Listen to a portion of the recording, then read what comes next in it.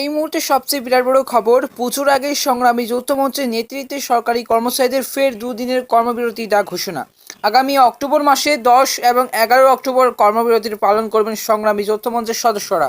মূলত 4টি দাবিকে কেন্দ্র করে কর্মবিরতি পালন করবেন তারা।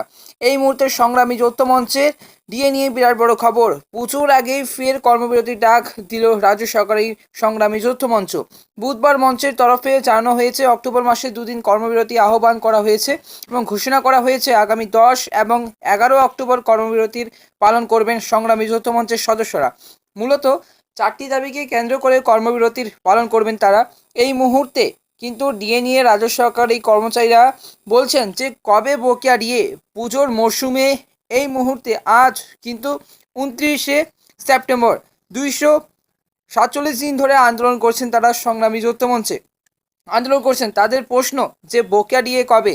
কেন্দ্র সরকার তো আবার 3% ডিএ বাড়ছে, কিন্তু রাজ্য সরকার কর্মচারীদের 1% কিন্তু ডিএ বাড়াচ্ছে না। কোনো প্রশ্নই উঠছে না যে ডিএ দেওয়া হোক। প্রথম দাবিতে বলা হয়েছে রাজ্য সরকারি কর্মচারীদের কেন্দ্রীয় হারে রাজ্য সরকারি কর্মচারীদের মহার্ঘ ভাতা দিয়ে দিতে হবে। দ্বিতীয়, রাজ্য সরকারি কর্মচারীরা এবং রাজ্য সরকারি প্রতিষ্ঠানের শূন্য পদে স্বচ্ছ ও স্থায়ী নিয়োগ করতে হবে। তৃতীয়, প্রতিহিংসামূলক বদলি অবিলম্বে প্রত্যাহার করতে হবে। চতুর্থ দাবি হিসেবে যোগ্য অস্থায়ী কর্মচারীদের স্থায়ী পদে নিয়োগ করতে হবে।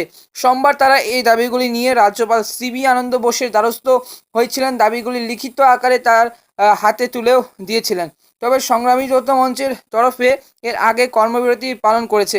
চলতি বছর ফেব্রুয়ারি মাসে 13 ও 20 ও 21 তারিখে রাজ্য জুড়ে সরকারি অফিসগুলিতে কর্মবিরতি পালন করেছিলেন তারা।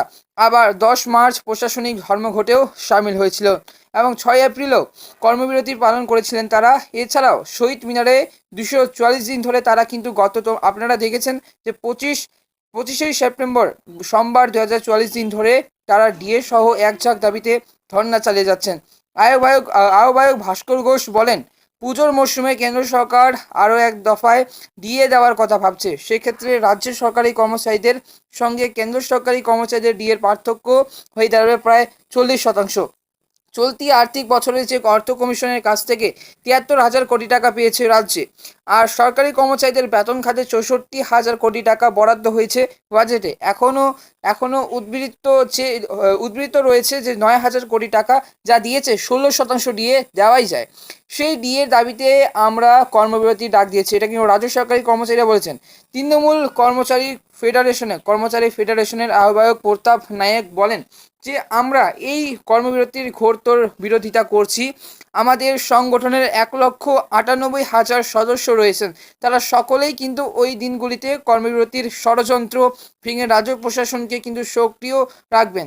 ওদের জেলাভিত্তিক কোনো সংগঠন নেই, কেবলমাত্র কলকাতার ধর্নার নাম করে 200 থেকে 500 লোক নিয়ে কিন্তু বাজার গরম করতে চাইছেন তারা। এরই মধ্যে পশ্চিমবঙ্গের রাজ্য সরকারি কর্মচারীদের মহার্ঘ ভাতা যে পরিমাণ বকেয়া তা স্বাধীন ভারতের ইতিহাসে অভূতপূর্ণ। ভাস্কর ঘোষ বলেন, সংগ্রামী যৌথ মঞ্চের আহ্বায়ক ভাস্কর ঘোষ বলেন যে রাজ্য সরকারি কর্মচারীদের মহার্ঘ ভাতা যে পরিমাণ বকেয়া তা স্বাধীন ভারতের ইতিহাসে অভূতপূর্ণ। দীর্ঘ 8 মাস উপর হয়ে গেল রাজ্য সরকারি কর্মচারীরা অবস্থান চালিয়ে যাচ্ছেন। অনশন, ধর্মঘট, কর্মবিরতি, মিছিল, সভা কোনো কিছুই বাদ থাকেনি। তারপরেও সরকার বকেয়া মেটাতে তৎপরতা হয় না। সামনে উৎসবের মরশুম, কেন্দ্র আর 4% ঘোষণা করতে চলেছে। আমাদের বকেয়া বেড়ে 40% হবে। এই বঞ্চনা কিন্তু এই রাজ্যের সকল স্থায়ী শিক্ষক কর্মচারীদের বঞ্চনা কিন্তু আমরা লক্ষ্য করছি যে আমাদের মধ্যেই খুব ক্ষুদ্র হলেও একটা অংশ যারা সরকারকে এই বঞ্চনা চালিয়ে যেতে সহযোগিতা করছেন ও উৎসাহিত করছেন। এরা কারা, কি এদের উদ্দেশ্য? কর্মচারীরা কি কেবল দলীয় রাজনীতির বোরে হিসেবেই ব্যবহৃত হবে না? কি দলীয় রাজনীতির ঊর্ধ্বে কিন্তু উঠে নিজের অধিকারের জন্য ও সরকারের সাথে লড়াই, সকলের সহযোগিতা এবং লড়াই আন্দোলন চালিয়ে যাবে?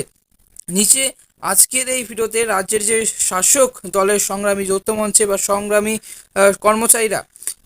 যৌথ মঞ্চের সদস্যরা সংগঠনের বক্তব্য দিয়েছেন যে উনার বক্তব্য এবং সংগ্রামী যৌথ মঞ্চের ভাস্কর ঘোষ বলেন উনার বক্তব্য, আমরা নাকি 200 ও 500 জন মিলে এই আন্দোলন চালিয়ে যাচ্ছি।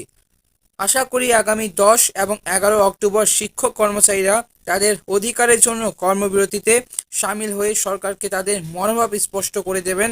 এই কচুরিপানার মতো ভেসে থাকা নেতাদের বুঝিয়ে দেবেন কর্মচারীদের মনোভাব।